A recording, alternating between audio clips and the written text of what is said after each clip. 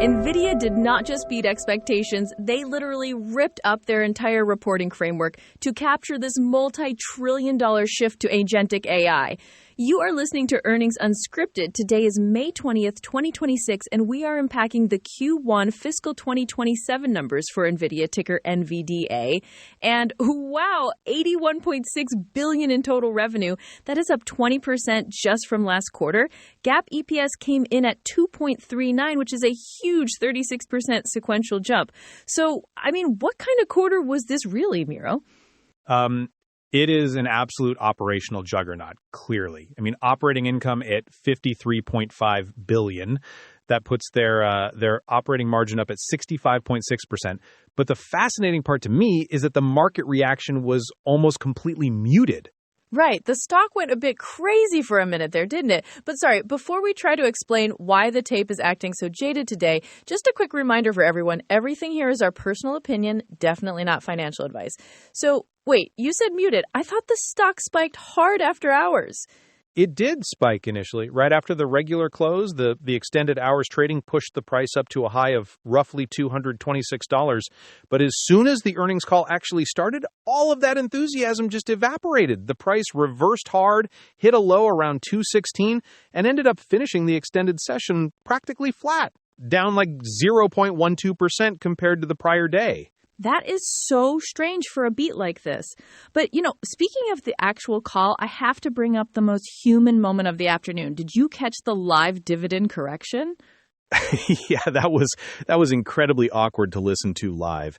So the CFO, Colette Kress, reads her scripted portion and announces they are raising the quarterly dividend from a penny to 20 cents. But then later during the call, Jensen just jumps on the mic and flat out corrects his own CFO. He just casually overrode the script completely? Completely. He jumps in and says, well, actually, Colette meant to say 25 cents. And he adds that the extra 5 cents means a lot to the large shareholders. That is a casual, over $1 billion capital allocation difference, just blurted out mid-call. It really makes you wonder if management was fighting over the math at the board level right up until the bell rang. An expensive live edit by the founder, for sure. But okay, beyond the boardroom drama, you mentioned earlier they ripped up the reporting segments. They totally ditched the old compute versus networking split, didn't they? They did, and Wall Street is going to be pulling their hair out trying to remodel historicals. They realized the old categories were just not capturing the reality of how these GPUs are bought anymore, so they abandoned compute entirely. Now, data center is split into two distinct lanes. You have your traditional hyperscale, the massive cloud providers, which did $37.86 billion. Right, and then there is this totally new bucket. Yes, they call it AC, AI, clouds, industrial, and enterprise. That segment grew an incredible 31% sequentially to $37.37 billion. It is almost exactly the same size as the hyperscale business now.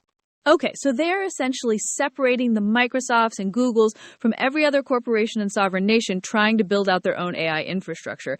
That actually gives us a brilliant picture of who is really buying all of these chips right now. All right, let's get into the details. Yes, so jumping into those details, there is this one tiny footnote in the 8K that I find absolutely fascinating. Oh, no. You are reading the accounting footnotes again. I am, always. But look, this one actually matters.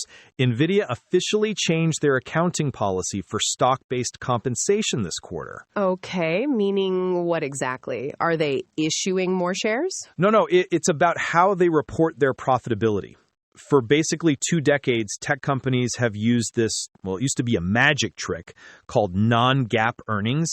It lets them completely ignore what they pay employees in stock. They just pretend the dilution is not a real operating expense. Right, the classic pro forma shield. You just wave your hands and pretend the stock grants don't exist. Exactly, but NVIDIA just dropped the shield.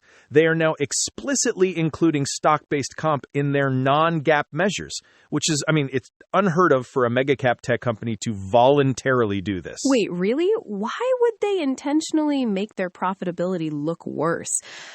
Unless they make so much cash, it doesn't matter anymore. Okay, that is just a massive flex. It really is. They had $1.9 billion in stock-based comp in Q1 alone. Most software companies would bleed out trying to absorb that on the headline metrics, but NVIDIA just eats it. When you generate $48.5 billion in free cash flow, you can finally be afford to be honest with Wall Street. Fair enough. But let's talk about where all that cash is actually going. Because Jensen had this quote on the call. He said they're driving the largest infrastructure expansion in human history. And I guess my question is, how does a statement like that actually show up on the balance sheet? Supply commitments. If you look at their purchase obligations, total supply-related commitments just hit a staggering $119 billion. $119 billion. That is the GDP of a medium-sized country. Easily. And it completely dwarfs their actual inventory on hand, which is, it's sitting around $25 billion. So what you are seeing is NVIDIA locking down basically all the available TSMC fabrication capacity on the planet.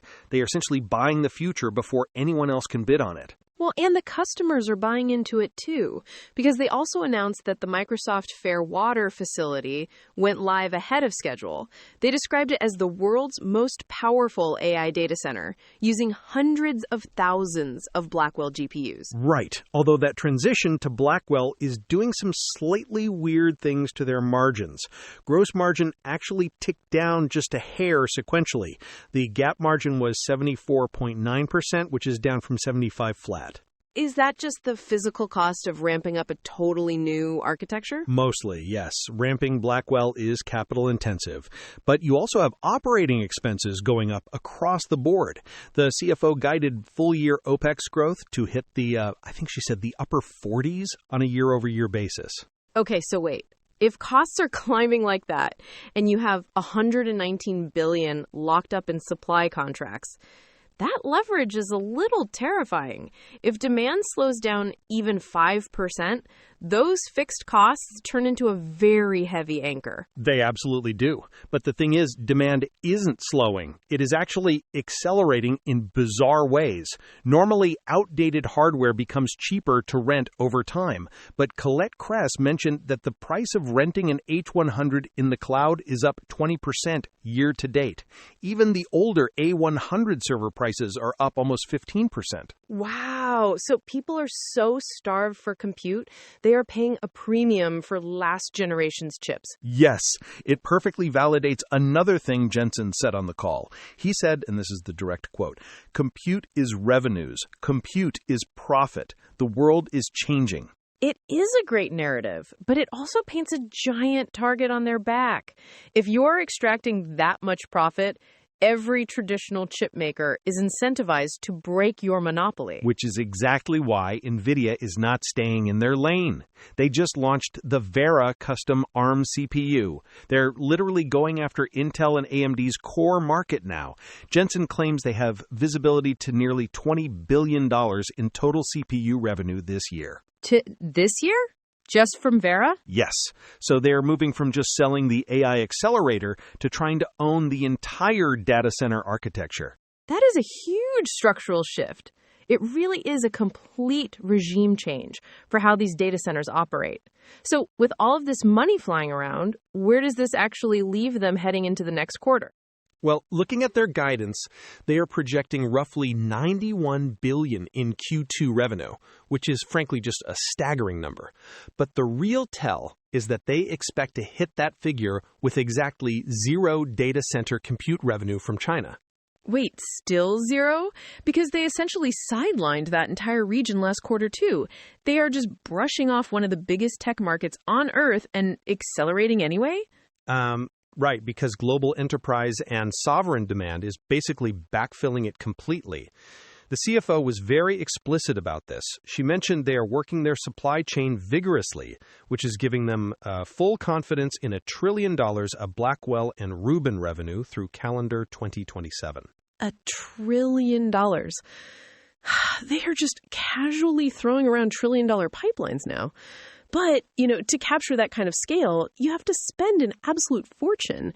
And she did say operating expense growth is going to hit the upper 40s on a year-over-year basis. That is a massive organizational burden to carry. Yeah, and that is the core structural risk going forward. Their gross margins are holding steady around 75%. But when your fixed costs ramp that aggressively to build this agentic AI vision, you basically strip away your margin of safety. If the cloud hyperscalers dial back their capital expenditures even 5% next year, that incredible operating leverage suddenly turns into a liability. Right, so they are essentially building the biggest rocket ship in human history while flying it, and they're paying for it in cash. We just have to hope the passengers do not suddenly lose their appetite for AI tokens. Or that Jensen does not decide to negotiate the dividend live on the air during the next earnings call. Oh my gosh, yes.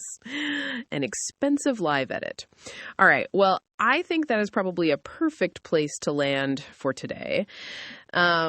And hey, if you want these breakdowns to just, magically show up whenever a big report drops, feel free to follow the podcast. We are actually building this as a bit of an experiment with AI-assisted generation, basically trying to see if we can turn heavy financial data into a genuinely human story. So we really want to know how it is landing with you. Just drop your thoughts or a ticker request over to earningsunscripted@datamadness.ca or grab the X link in the show notes. We will see you next time.